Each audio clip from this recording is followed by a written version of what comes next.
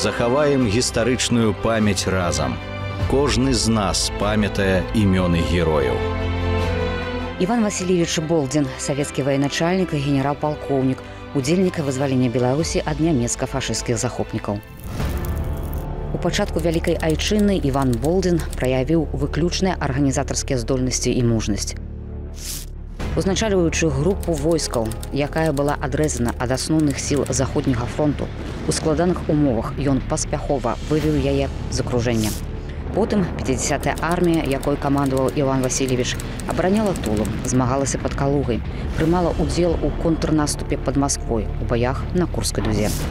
Падчас вызвалення Беларусі часці арміі генерал-палкоўніка Болдзіна фарсіравалі рэкі Промі, Днепр, Бярэзіну, вызвалялі Чаусу, Магілёў, Гродно.